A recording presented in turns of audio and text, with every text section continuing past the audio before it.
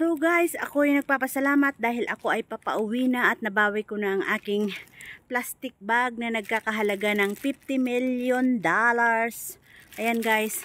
So nabawi ko na guys yung aking plastic bag na nagkakahalaga ng $50 million ha. Not pesos. Joke lang guys. So namili lang ako kanina ng something for myself dahil syempre sumahod na tayo. Maaga kong kinuha ang sahod ko ngayon. Ngayon ay araw ng Linggo 29 at ang sahod ko ay katapusan, so kinuha ko ng nagsabi ako ng early kay amo na isend niya sa akin ng maaga, 1 day in advance lang naman kasi dapat bukas pa ang sahod ko. At ayun, sinabi ko sa kanya I need it today. So ayun, transfer niya naman. So bumili ako guys ng something for myself. So ngayon ay ako'y papauwi na. Nandito na naman nga ako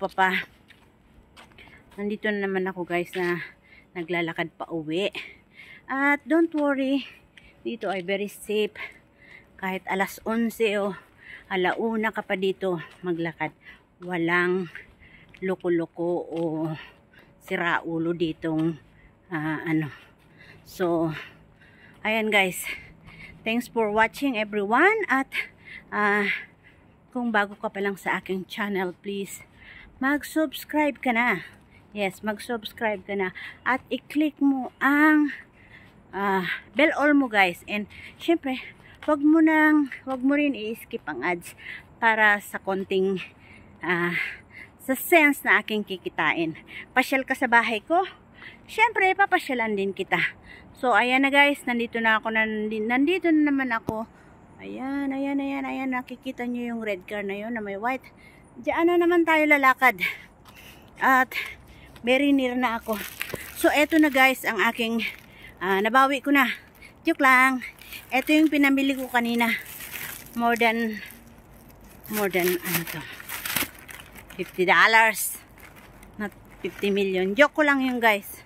So dyan na guys, nagtatapos ang ating vlog for today, October 29, and see you my next vlog.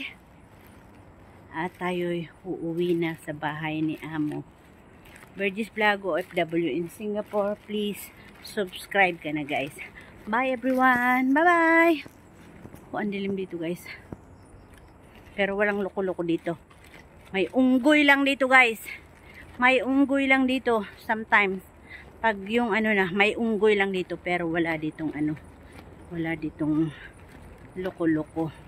Unggoy lang sometimes meron. Bye na talaga guys. Bye bye. Ang daldal ko naman. Ang daldal ko na talaga. So nandito na ako guys sa may kanto ni amo at dudukutin ko na naman yung aking susi. Bye na guys. So ayan na. Ayan na. Ay, may tao sa bahay. Ayan na yung bahay nila amo. So may tao sa bahay kasi dalawa ang car diyan, dapat isa lang. So may bisita sila. But I'm still early, in 10 minutes. Ngayon ay 8:45 pa lang yata o mag-8:50. So babay na talaga. As in promise, babay na talaga. Bye!